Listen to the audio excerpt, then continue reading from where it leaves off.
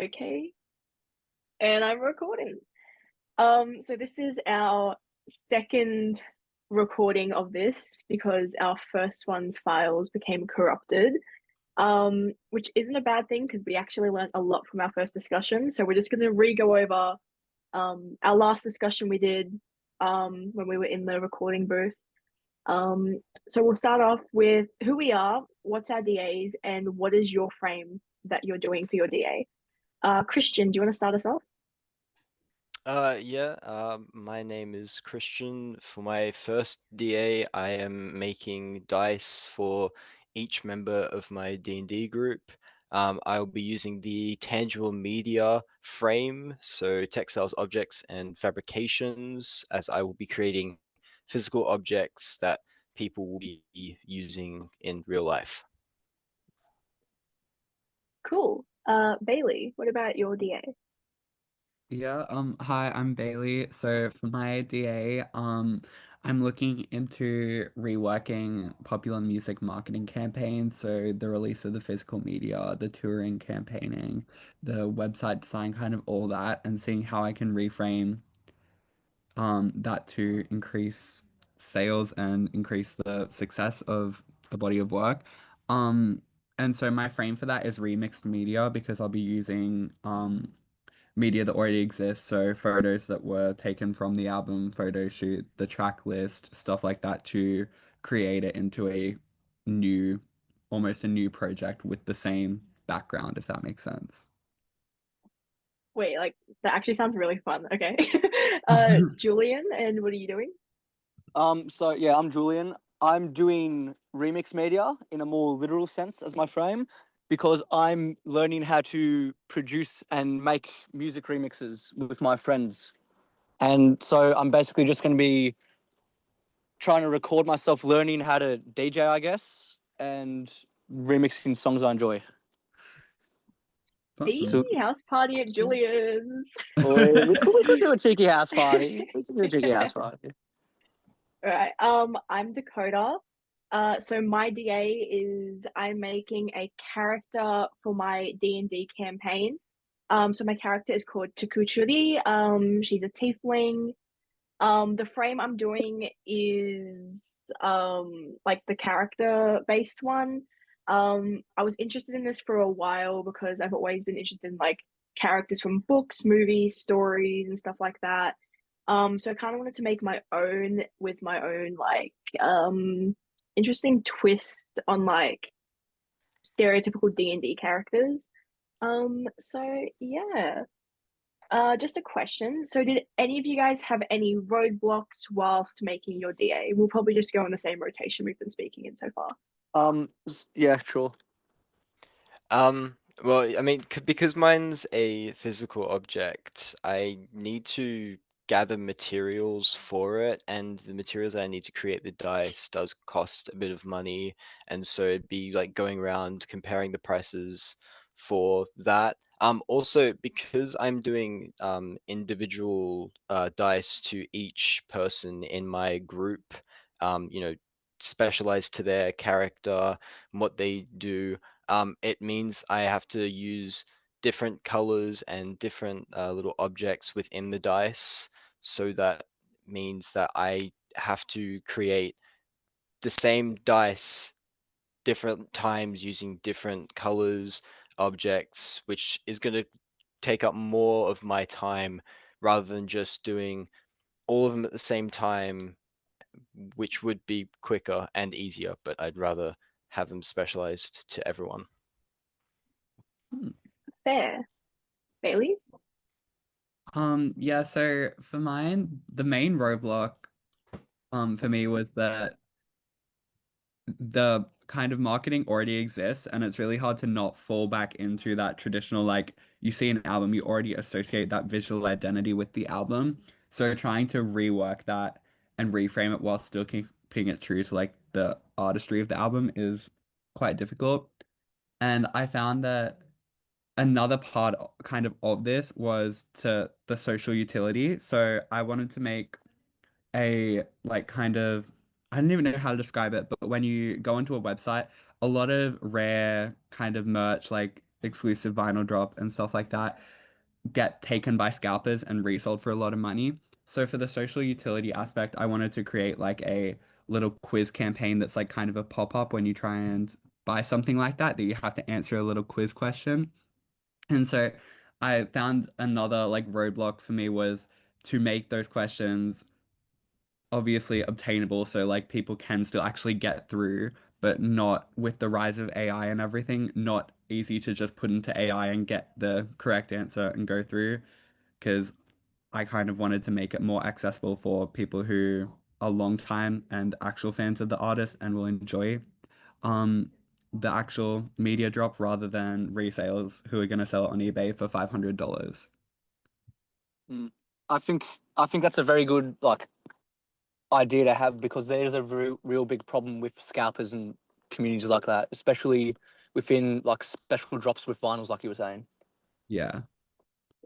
Um, well, with my DA, I faced a few roadblocks with actually trying to find the pieces of media I want to remix because the whole point of my DA was to build around like a community, if that makes sense, with the people I like hang out with. And so Yeah. actually trying to figure out what I wanted to remix was a problem. And then on top of that, the learning curve of a software like FL Studio is a big one compared to a more streamlined app, but the quality is better. So I'd say my biggest roadblock is the learning curve for my Yeah. DA. What other apps did you try? Any other apps to try and kind of learn about the different ways that you could approach it, or did you kind of just dive straight in with that app? Um, I did experiment with GarageBand on the Yeah. Apple Store because I've heard good things about it and I've been recommended it before, but Yeah. it didn't really give me the freedom that I would have had on a more complex studio, if that makes sense. It Yeah, for it sure. feels it feels a lot more like an instrument hub rather than a remixing station, if that makes any sense. Yeah. Yeah. Julian, are Uh, you able to create like new instruments and sounds potentially for your thing, or are you just using pre-existing ones? Um, so it's been a bit of a mix of both. So I have experimented with actually developing my own music. So I've got a few plugins and mixes installed on my drive, so that way I can mess around with like sounds on the board. I actually ended up purchasing a physical controller to get a more tactile feel and like a more natural progression with trying to develop it, but it is more of a remix in like total, if that makes any sense. Cool. Yeah. Fair. Um, I've used GarageBand before, but have you tried BandLab? Because BandLab I found was pretty good for remix media. It's similar to GarageBand, but you can do a little bit more of like original content as well as remix. That might just be something you want to look at as well, just like a little tidbit. I don't know. yeah, No, BandLab's no, also free as well, so it's good to Mm, like trial. Like, there's not mm, really much to lose in that sense. no. I didn't yeah. even think of that. I'll definitely take that into consideration. Very good. Okay. Thank you, guys. And just before I get into mine, Christian, were you thinking of doing like 3D printing dice, or were you thinking of doing like resin? Because like obviously if we do 3D printing, like you could do like the uni's resin printing or like the Mm. filament ones, but with filament dice they'd be super light, so they wouldn't roll correctly. No, exactly. Yeah, Or I are was you doing resin like with the casts and stuff? I I was leaning into resin. It would just depend on like how like when I can get my hands on the materials, how much it costs, all that stuff that would take into account. But at the moment the plan still is resin. Okay, fair. Fair, fair, fair, fair. Um, so my biggest roadblock with my character design so far was I had a little bit of an issue with like some of the character modeling on something called Hero Forge, which I was introduced to by a friend. Um, I had a little bit of issues with that at the start, but once I got my head around it, it was pretty simple. But the biggest roadblock I've had is in making the story and characters seem original. My character Tuku hails from like the wastelands in this D&D universe, and she is heavily like her aesthetic is heavily inspired by the Na'vi from Avatar, but the place she hails from is very Dune inspired, and I wanted to make the place and the world she lives in seem like really, really interesting. But the issues I kept coming up with was it kept sounding too much like Dune. Like there was sandworms, which was Nagas in her universe, and everything was just too copyright, I guess. So the issue I had was trying to make her world and her character seem original and not just a ripoff of Dune and Avatar. Um, I was able to get over this hurdle actually because of our last discussion the other week. Um, so the other week, Christian brought up a point that maybe instead of just having the world as like this major point, have the effects of the world on the character, which I thought was really interesting. So I've incorporated how like the sand dunes actually have a major impact on the character, especially on her speech, since the people in the sand dune areas don't speak her like speech is very broken. She can barely speak common. But yeah, thanks to last week's conversation, I was able to jump that hurdle, and I'm quite happy with breaking through these roadblocks now. So yeah. Coda, you said that that because your character was part of a D&D thing, that you were also working on their story. Are you doing that in like are you talking to your like GM about like the changes that you're making with the character and their backstory and stuff, or is that just for this assignment only? Yeah, so my DM, he has a massive world, and there's a place on the map called the Voiceless Wastelands. And I had a chat to him, and he's like, this place is completely unexplored. He literally just threw it in there for the shittles and the plot. And I was like, can I turn this into like an actual like world? I want to world build this part of the map. And with his approval, he was like, yeah, go for it. So I've just been doing a lot of research on like creatures that would be in the desert, desert tribes and stuff like that. So yeah, with the assistance of my DM, I've kind of incorporated my own story into his world that he's built for the campaign. If I Um, remember correctly from our discussion last week, you're using like VR to map this world, yeah? Yeah. So Have you? honestly, it's not going well. Yeah, I was gonna say, do you have any experience with like building anything in like VR, or is that like another obstacle that you've been facing? I've never built anything in VR before. Because I kind of like breezed through the physical character design of my character. And I already had somewhat of a basis of the wastelands. I wanted to make the wastelands. I had drawn pictures of what the wastelands look like on like Procreate and stuff like that. But I wanted to make it more of like a physical experience for people to witness what this character's world looks like. So I had a chat to some people at the university about actually making a 3D like generated VR experience of the wastelands. And I've had some Yeah. issues because I'm on Mac, which doesn't run the programs that I need it to run. Yeah. But thanks to Glenn, he's opened up a domain for me on one of the uni computers. So Hi. yeah, Oh. yeah. All right, moving on. How does your DA tie into your local media? So our chosen topic for our big group discussion is local media. Christian, how does your DA tie into that?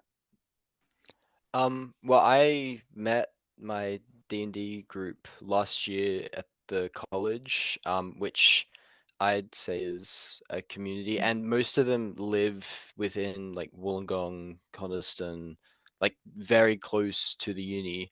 And when our timetables are aligned, we come down and play for a day, and it's really fun, and we usually like go out in the community and just spend time, like grab lunch, something like that, so it's not just D&D that we're there for. It's a experience that we enjoy together, especially since recently we hadn't been able to as much. So when we've been getting back into it, we enjoy it a whole lot more. Yeah. Yeah, All right, sure. Bailey. So mine's kind of, again, with the local kind of the sense of community. I think it's interesting to see how when I apply my own experiences and my own like background from the community that I've been like brought up in to the context of like an album or a body of work, it's interesting to see the different way that I would frame it comparatively to the person who actually did design the album's visual identity. Um, and so yeah, I think that it's also kind of it comes down to not just those individual and like experiences that we have, but also like my like I come from a regional town in Australia. Obviously, a lot of mainstream artists come from American cities where they have lots of money and lots of funding behind them. Um, and yeah, I think it's just kind of my own sense of community and how I can incorporate that into kind of framing the album in my own experiences, if that makes sense. Yeah, no, fair, fair. Yeah. Um, uh, Julian, what about you? yeah. I found for me the way that my DA is grouped under this idea of local community is I've more so done it to grow closer with my friends, and so we have more of a reason to actually like hang out with each other. Because ever since like starting university and everyone's been doing their own thing, it's been a bit hard to actually sync up our schedules. So being able to just hop on like a voice call on Discord or something and just work on stuff together, it's really I feel like it's brought us closer together. And my main goal really is to just um build something to share with them, so that way eventually we can, when we all do have a chance to meet up in person again, actually like experience it together. It's like a shared thing, if that makes sense. Yeah. Fair. Cool. So obviously we've spoken about our own DAs, but we actually I think was it week 2, Bailey, that we were planning to do a big group DA? It would have been, yeah, because it was when it was mentioned to us that we needed an extra DA for our discussion, so we were like, well, how about we do like an extra one as a whole group? Couple weeks ago, we all decided to do a big group project, something that would involve something that we're all really interested in. So obviously, Julian's making music. I made music since high school, so I wanted to help Julian with the music side of it. And both Bailey and Christian are really into like vinyls, albums, and album covers. So our little whole group DA that we were thinking about was making a short little EP album, basically, with Julian and I's dodgy music and Christian and Bailey's like set list and like album cover and design. Yeah. So how did you guys think about that? Because it kind of fell off the rails real quick because we had our own DAs to focus It, on. yeah. Yeah. I loved the idea on paper, but then trying to put it into practice while trying to actually work on the DA the individual DAs, I feel like it kind of like got sat on the shelf more than it should have. You know? Yeah, Yeah. absolutely. Yeah, And I I think think, because like especially because we went into it with so many ideas, like we had the idea of making it a concept album, and then we had like the idea of, oh, well, do we actually make the music, or is it just the kind of yeah, developmental side? And yeah, Yeah.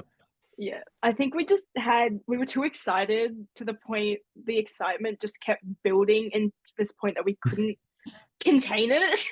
Yeah. yeah, So Yeah. I think we all ended up just focusing on our own individual DAs, which is a shame. Like we could always do it for a future DA, like together if we did want to yeah, make Mhm. like an album together. But for the time being, I think we just need to finish and wrap up our own DAs. And So if I'm we've remembering correctly, the frame for that one was local media as well, wasn't it? Yes. yeah, because Yeah, we were heavily inspired by like our local areas and yeah, people, in our own especially like experience. inspired by each other as well. Yeah, And it's much easier, s- like if we wanted to do an album cover for it, it's much easier to take a photo around Wollongong for it than like Yeah. anywhere mm, else. Mm. mm. Um, so just quickly, what is one piece of advice, one single piece of advice, because we have like a minute left, that you would give future BCM 114 students? Well, as we just discussed with the proposed EP, make sure you're putting your priorities where you know they need to go. Like, Yeah. don't keep putting off something if if you know you're a problematic procrastinator. Like, use your time wisely. I think that's what I'm trying to say in essence. Mm, Yeah. facts. Mm. I think my advice would be like, don't be afraid to change because obviously, like, creating a digital artifact is such a dynamic process and you need to be adaptive. And I think, particularly with the frame, I found choosing one singular frame was really hard. And I think it's important to go into it knowing you can change that frame if you feel Mm. at any point it doesn't resonate with what your current artifact is. Mm. Um, for me, the advice I'd give would be definitely don't lock yourself in to one way of doing it. I feel like try and see if there's another way to get around the hurdles you have, Yeah. and I feel like that you can like use that pretty generally. But like for me, I found that trying to test out different softwares helped with my like vision, if that makes sense. Mm. Mm. One piece of advice I would give is don't stress if things fail. Obviously, our first recording messed up Yeah. We didn't somehow go in to my plan. folder. I'm Yeah. sorry, but I'm actually kind of, it sounds bad. I'm kind of happy it did because from all of y'all's feedback, I was able to jump the biggest hurdle I had in my DA. So take, like, one door closes, another will open. So just take things as a Everything happens blessing. for a If something reason. happens, Mm. exactly. Yeah. That concludes our second discussion. Fingers crossed this Yeah. time. Please, I'm gonna have to like send this onto a USB because I'm not losing this again.